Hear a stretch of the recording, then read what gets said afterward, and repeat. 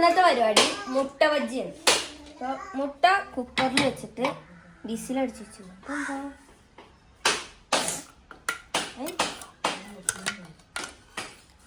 ഒന്നോ രണ്ട് മുട്ട കഥ അത് വിഭജിച്ചു. നമ്മൾ അവിടെ തേങ്ങ അരഞ്ഞ് വാങ്ങി ചമ്മന്തി ഉണ്ടാക്കും.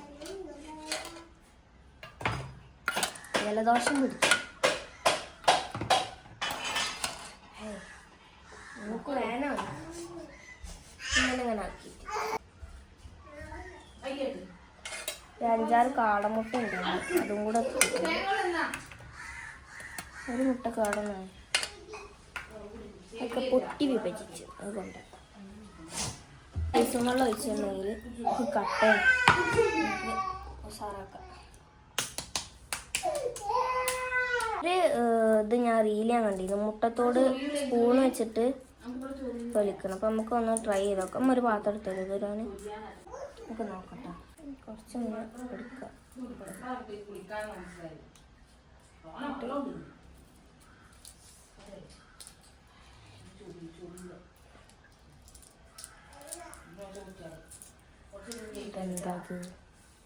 എന്താ ഈസി ആയിട്ട് ഞങ്ങൾ തൊലിക്കും.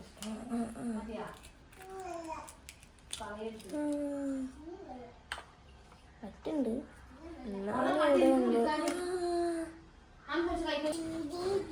സംഗതി സൂപ്പറാണ്. പക്ഷെ കാടമുട്ട അത് തൊലിക്കാട്ടില്ല.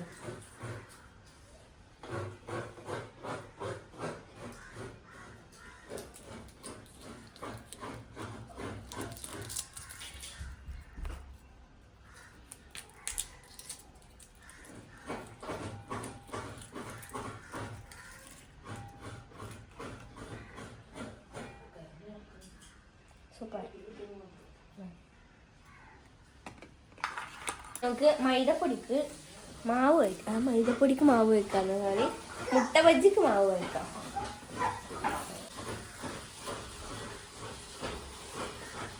മതിയെന്ന് തോന്നുന്നു.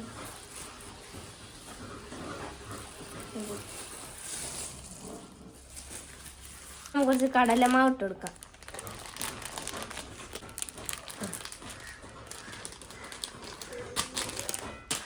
ഇതിൽ കുറച്ച് മഞ്ഞപ്പൊടി ഇട്ട് കൊടുക്കുക.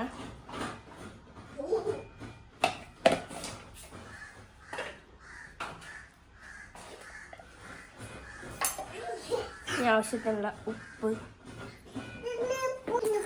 ഇനി കുറച്ച് അപ്പക്കാരം ഇട്ട് കൊടുക്കുക.